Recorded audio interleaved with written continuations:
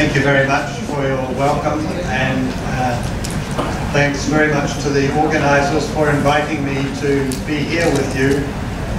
It's a very great pleasure to be here, to see such a crowd of people interested in post-harvest handling of horticultural crops, and to meet old friends, colleagues, and especially students who've worked in my lab. It's really nice to be here.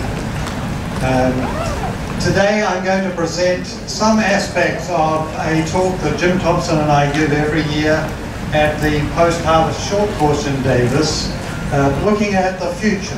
Each year we change what we put in there, because sometimes the things that we've looked to in the future have come to pass, and sometimes they're obviously no longer relevant. But I want to talk about future prospects in post-harvest handling of horticultural crops. Obviously, I have half an hour. I apologise that I'm not going to be able to speak in Thai, but hopefully you can follow. Those of you with limited English can see the slides as we go through. I should say that Jim contributed a lot to this talk, and of course we also recognise the contributions of USAID through the Horticulture CRISP, which is active here in Thailand, and I serve as part of the management team for that program. So the first thing that I wanted to say, and I'm sure that I'm preaching, what we say, preaching to the choir, talking to people who really know this already, is that the future world supply depends on better post-harvest technology. We all know that losses in the post-harvest chain are high. In the case of perishable crops, typically more than 30% of the product is lost between harvest and consumption. And in the case of grains, dried nuts and durable crops, somewhere in the range of 10 to 20%. These are tremendous losses. And although there's been a huge amount of research on improving yields in the field, those yield increases have slowed in recent years, because the potential of the green revolution, the ability to increase production through genetics and breeding, has really explored most of the potential in the major crops and in the horticultural crops. But we see that by simply reducing losses after harvest, we can make dramatic impacts on the amount of food that eventually reaches the population, without actually spending any more on inputs of land, of water, of fertilizer, of labour, and of energy. And so we see post-harvest technology as being a primary focus. Interestingly, in the last few years, just very few years, major donor organisations such as USAID and the Gates Foundation have started to recognise the importance of post-harvest. And I see a very bright future for all of you here in this room interested in this topic, because I believe it will be one of the important areas for scientific research and development in the next decade. When we talk about post-harvest aspects, we need to start by thinking about what the customer wants. Very often agricultural scientists tend to think about the farmer, but ultimately it's our customer, the consumer, that we need to think about. And they want food that is safe, food that tastes good, and food that is nutritious for them and their children. They'd like products that are free from damage and defects. They'd like to have it available when they want it, at any time of the year. They'd like it to be convenient, easy to eat, easy to prepare, and they'd like to have a wide choice. We see a lot of post-harvest opportunities, and some of the ones I'm going to talk about today include the opportunity to manipulate germplasm using conventional and molecular breeding techniques to improve the post-harvest characteristics of the germplasm that we grow. And then to optimize production systems and use innovative systems for production that make post-harvest easier and more effective. To improve the cool chain. The cool chain, of course, is the backbone of any post-harvest program, but we certainly can do things to improve the cool chain. To make use of information technology and robotic systems in the post-harvest handling system. To improve packaging, to and lastly, to consider ways to be innovative in the marketing of perishable crops. So I'm going to talk about each of those topics in turn and spend a little time. I'll be happy to talk to those of you who have specific questions after my talk if you have things that you would like to either expand on. Obviously, I'm going to be brief, at least in some of these topics. Firstly, germplasm manipulation.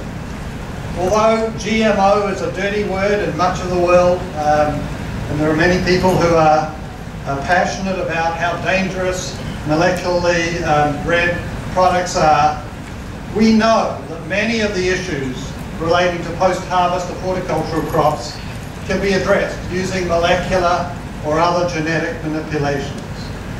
We know that, but although there's been so much information about plant biology derived from work on model systems like a Robotics and other tools of modern biology, almost none of it has been applied to horticultural crops. Now you might ask why that is, and of course some of it has to do with exactly that passionate resistance and outcry from people in the public who are often motivated by things other than really the public interest. Also the fact that our horticultural crops tend to be of relatively low value. In the United States, for example, 100% of the cotton, 90% of the soybeans, most of the corn that is grown in our country is genetically modified, primarily for insect resistance. So most of our food in the supermarket, in one way or another, has been produced from genetically modified crops. But there are very few, one flower cultivar and papayas, very few products in the supermarket of a horticultural type that are genetically modified. So horticultural crops have been a stepchild and haven't really been manipulated using these very powerful tools. And yet it could be really important, and I just wanted to show one example from my lab and other labs, and then talk about another couple of possible potential examples. For example, manipulating post-harvest life. We all know the post-harvest life of fruits and flowers is regulated by ethylene, and we'll hear later about the improvement of longevity by modulating ethylene perception and ethylene synthesis. For example, by manipulating ethylene synthesis through silencing ACC oxidase. These are petunia flowers that we silence using virus-induced gene silencing. The blue segments show parts of the flower where ACC oxidase is not silenced, as is chalcone synthase, the cause of the blue colour. The white segments are silenced. And when we keep the flowers in a vase for a little while, you can see that the silenced parts remain fresh and the parts that have not been silenced die. A very simple example of the use of ACC oxidase to increase, by silencing ACC oxidase, to increase the life of an ethylene-dependent senescence system. And of course there's been a lot of work on altering ethylene perception using the ethylene binding site mutant and other parts of the ethylene response cascade. One of the most fantastic papers in this area was produced by a friend Jean-Claude Pech many years ago now. He showed that by anti-sensing ACC oxidase in a very short-lived melon, Charente melon is a melon that lasts only a few days after harvest, he was able to demonstrate by silencing ACC oxidase in the plants, he could dramatically increase the post-harvest life of those melons. And so here's a picture of those two melons cut. You can see the ones on the left, the wild-type melons, just normal melons, after 10 days at 25 degrees Celsius were completely rotten. I mean, they were inedible. In contrast, the ones that were produced by plants that had been anti-sensed with ACC oxidase were firm and unripe. In fact, that was one of the difficulties because the fruit lasted a long time. They actually had more sugar than the control fruit, but they never ripened, they never developed a good flavor. However, as soon as Dr. Pech and his colleagues provided ethylene to those fruits, they did ripen and produce the characteristic flavor. And so this gives us a very interesting example of a way in which molecular manipulation of fruits can produce a product that is dramatically improved in its post-harvest characteristics, allowing the marketing system to manipulate the time when the fruit is ripened after production. Of course, the hysteria against GMOs in the European community prevented any development of this crop further than the laboratory, which is very unfortunate. But recently, researchers have discovered that they can find mutants, naturally occurring mutants, that have the same characteristics. And so in the future, we may expect to see products like this on the supermarket shelves. Another way of manipulating ethylene behavior is to manipulate the ethylene binding site. And this is an experiment from my lab where we transformed petunia plants with a construct where the mutant ethylene binding site, EBR1, a dominant mutant that completely eliminates the ethylene response, was controlled by a simple chemical, in this case dexamethasone. So these plants had a construct in them, included in the genome, where if we provided a chemical to the flowers, we would induce the synthesis of the mutant ethylene binding site, and they would no longer respond to endogenous ethylene, and so they would last longer than the controls. And hopefully you'll see that in the video here.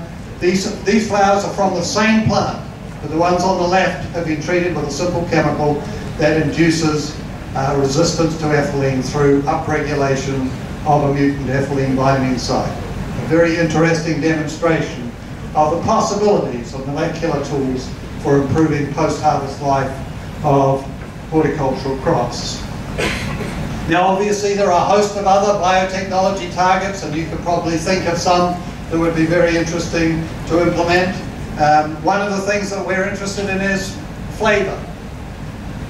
Many of our horticultural products in the United States are remarkable for the lack of flavour. Tomatoes is a classic example. People go to farmers markets and buy these so-called heirloom varieties, which have a lot more flavour, but they're heirlooms because nobody can grow them commercially. They have such a miserable post-harvest life, and so they can only really be sold directly from the producer.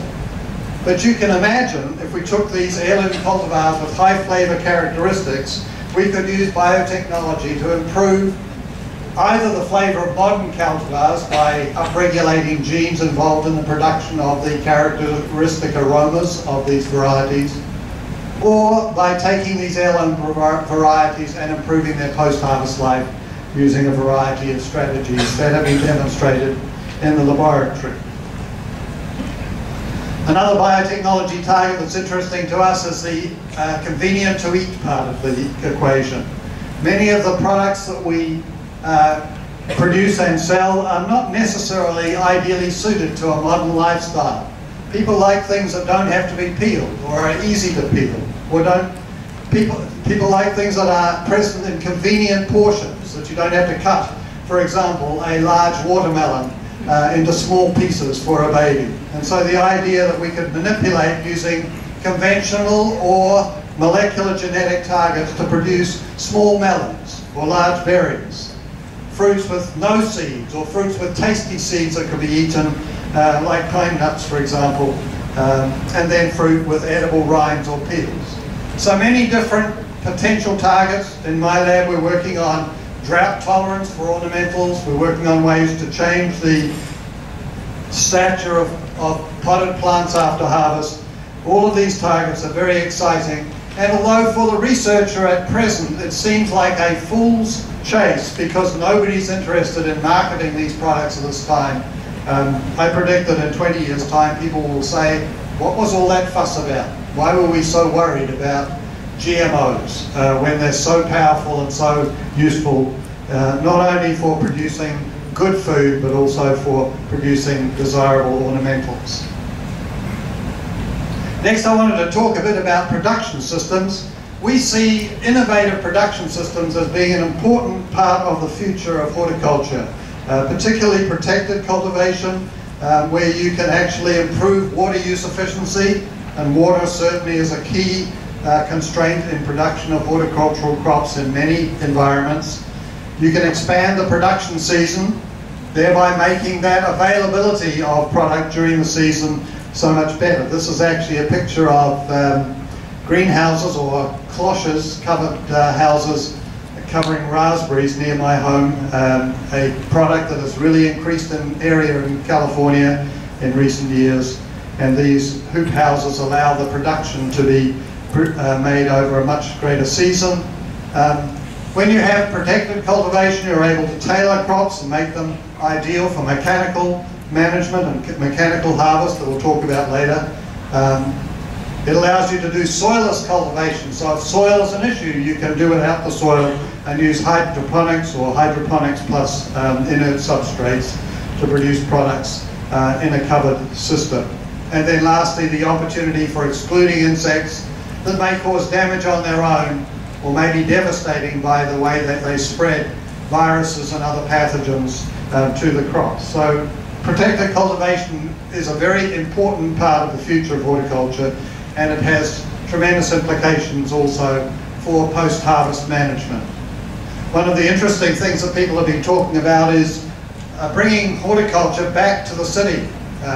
On-site horticulture it's called, and here's an example of a greenhouse range on top of a building in Toronto, Canada, where the heat from the building is used to keep the products warm in the greenhouse even during a snowy time of the year, and the products are produced in area that actually is pretty much not used for any other purpose. Another strategy that people are talking about is not putting the greenhouses on the roof, but putting the plants in the basement underneath the building and merely piping the light down from the roof, either directly or by creating, using photovoltaics to create electricity and using that electricity to power the lights that produce the photosynthate for the crops. One very interesting piece of that is that modern light-emitting diodes that are in the photosynthetically active radiation spectrum are extremely efficient. And the possibility is that you could actually get more active radiation in the basement by converting electricity from the roof using these high-efficiency LEDs than just putting the plants right out in the sunshine. This particular technology has been really pushed forward by people trying to grow marijuana in secret in California and other places, but it's moving into the mainstream now. No talk on prospects and post-harvest would be complete without talking a bit about the cool chain. Obviously, as I said before, adequate cooling and maintenance of the cool chain is the backbone of successful post-harvest technology. This is particularly difficult in the developing world, and our Horticulture project has been interested in ways to make cooling available to small producers and particularly producers in areas where mains electricity is not available. And so we've been working with an item called the CoolBot. This is a simple little controller that you can see in this picture here that uses either a domestic air conditioner, a window air conditioner, or a split air conditioning unit. And the CoolBot controller allows that unit to bring a room, an insulated room, down to low temperatures that are suitable for the storage of fruits, vegetables, and ornamentals. We've deployed them in several countries around the world, and in the United States, the inventor of this controller tells me that he sold 13,000 of these units. And Dr. Surafinich has some of these at the Kapongsang campus, produced here in Thailand as well as ones from the United States. Actually, during this trip, I'm on my way to Bangladesh, where we are building some cool rooms made from structural insulated panels, as you'll see here. These cool rooms are designed to store potatoes, other vegetables and fruits, and will have a CoolBot unit and air conditioning unit installed inside, and will provide an opportunity for very small farmers in very poor areas of the country to store product and benefit from increased prices when potatoes, for example, are not available from the field. So here's the CoolBot controller unit after installation in that room. One of the problems in Bangladesh and in other places is that very often it's not much use putting a cool room in a small village or community because they don't have any electricity. or the electricity is unreliable. And so we've been also working on the opportunity to use solar power for cooling. And this is a picture of one of our early panel arrays that was designed to cool a coolbot room. You don't need many panels to produce electricity during the day. The big problem is during the night when there isn't any sunshine, and so you have to do something about cooling during the night. You can do that by providing batteries and inverters. The problem with that system is that batteries are expensive and also require a lot of maintenance. And so we're very interested in looking for inexpensive ways to use solar energy to cool throughout the day. Right now we're recommending that this system would work in a room where you had enough product in the room to maintain a mass of cool, if you will, and if the product is loaded in early in the morning so that it's cool by the end of the day and then the room is sealed, our calculations show that if you have a well-insulated room, the rise in temperature during the non-cooled period is little enough that it's not a significant problem. So that's something that we're very interested in pursuing. We're also looking at the opportunity of using what are called DC inverter technology rooms. So these are split units. The most modern split unit air conditioners use a technology where the AC, the alternating current, is converted to direct current, and then that direct current is used to drive the motors in the air conditioning unit. Those systems can be powered directly by photovoltaic panels, overcoming the need for inverters and batteries, which are expensive and trouble-prone parts of the system. The other thing that Jim and I are working with is the possibility of using a device called a Peltier block. Peltier blocks are familiar to some of you. They're used for cooling PCR machines, and now they're increasingly being produced for cooling CPUs, the central processing unit, in high-power computers, and they've become very inexpensive. So a block that has a 500-watt cooling capacity costs as little as $10 to $20. These units are a solid-state device that convert direct current directly to refrigeration, as you'll see here. And if they're employed correctly, they can give very high efficiencies, and we're very interested in the possibility that these units might be appropriate for use in small-scale cool rooms, and particularly for transportation vehicles, where the Peltier block can be used with direct current, either from a photovoltaic panel or from the alternator of the vehicle itself. And lastly, and this is really very far in the future probably, a recent paper from a group at Stanford showed that you could design a nanotechnology surface that would radiate through the atmosphere in a window, an atmospheric window of infrared, where the atmosphere is practically clear, directly to the night sky, even during the day. So the solar radiation would not affect this particular window, which you can see, if I can get this arrow to go. The solar window is over here, the atmospheric window.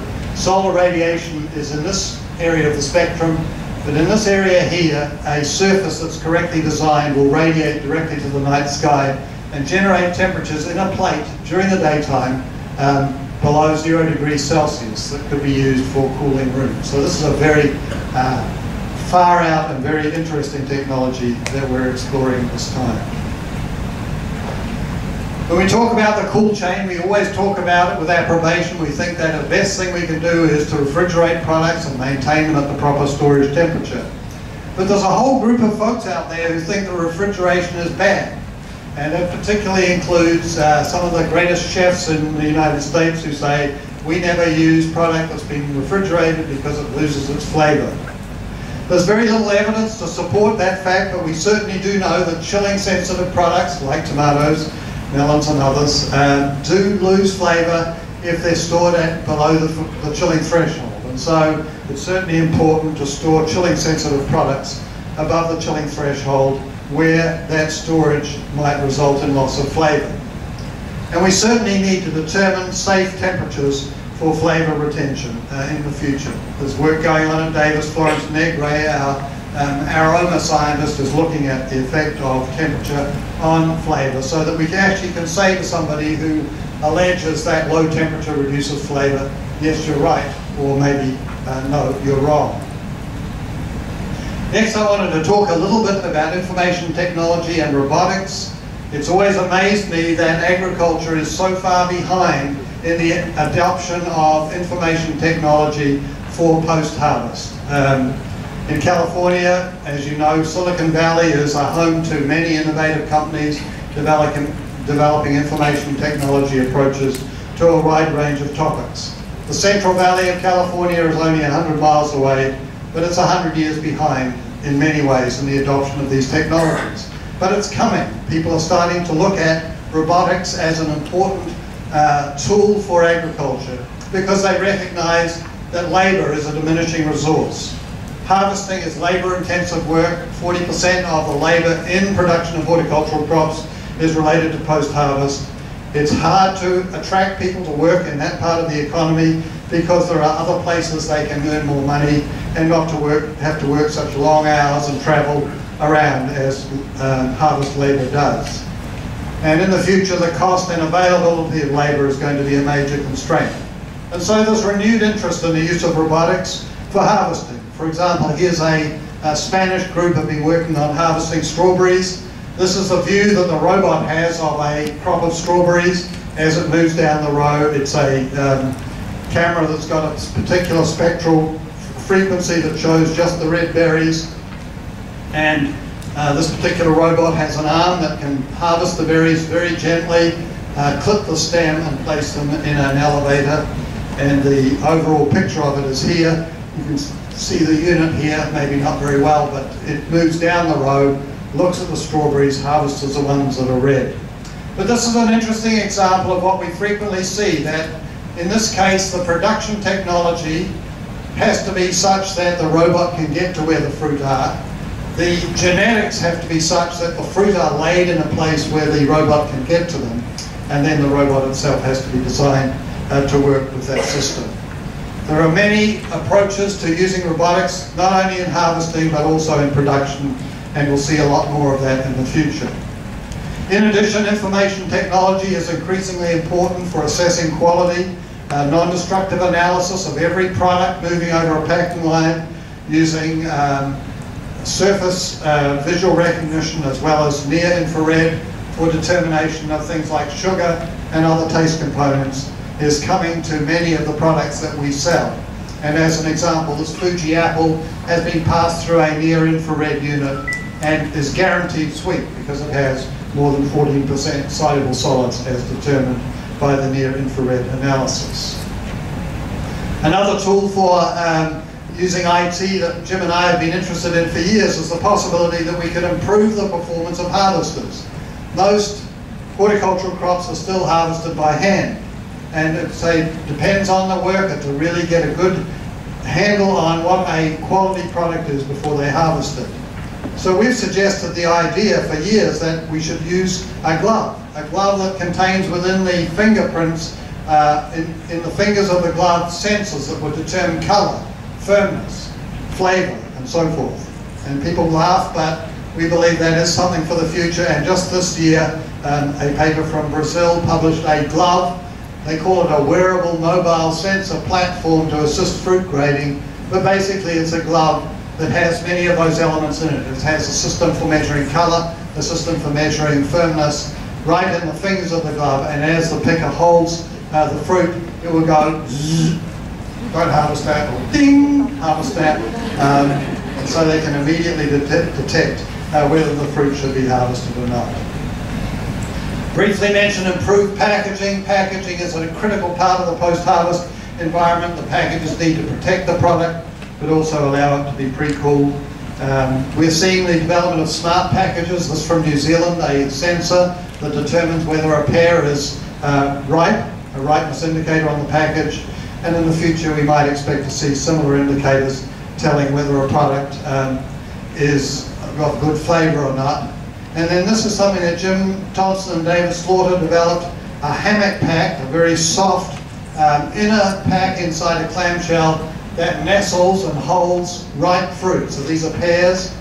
They can be transported across the United States without any damage because they're delicately held and suspended in this soft plastic hammock that you see. Safe packages are also important. Most of the pathogens that people are exposed to in fresh products are actually put into them by our neighbours. People go down a supermarket and touch the fruit. Anything that's on their hands is transferred to the fruit that you or I might buy. And so the idea that clamshell packages might be able to protect us from our neighbours is another interesting issue. I'll finish up by talking a little bit about marketing. What will perishables marketing look like in 10 years? Obviously the web is an important tool, and in the future we may see convenience and 24-hour shopping using the web. If we go to a physical market, we expect to have a personal relationship with the produce and the producer. And so there's going to be some very interesting changes. We see the future that people will have, as well as a mailbox, a refrigerated slot in their home. And in the developing world, things like this may actually bypass the use of supermarkets that are so familiar to us. Farmers markets are a place where just-in-time supply is possible, where less refrigeration is necessary, where people can buy product that's at full maturity, fresh from the farmer. And then on the other side, things like this. Google has rolled out an online grocery store where Google itself delivers in these little trucks products to people in the Bay Area, ordered online within 8 hours. And so you can just go online in the morning, order your products, and they're delivered by the Google truck while you're at work, and when you get home, there they are. Lastly, I wanted to mention other ways of transportation, other modes of transportation. In the last few days, there's been a lot of buzz about Mr. Musk, the development of the Tesla car, who's talking about transportation by high-speed train in evacuated tubes.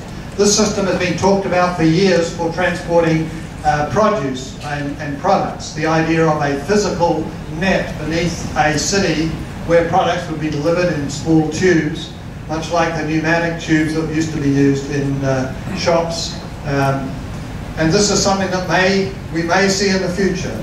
Tubes pulling, connected to each house, and when you order a product, it's delivered in a package to your home through a network of underground freight systems. Pneumatic, maybe using vacuum tubes and magnetic levitation to reduce the cost of the transportation by suspending the object in a magnetic field. I see that my time is up, so I'm going to stop there, and I thank you very much for your attention.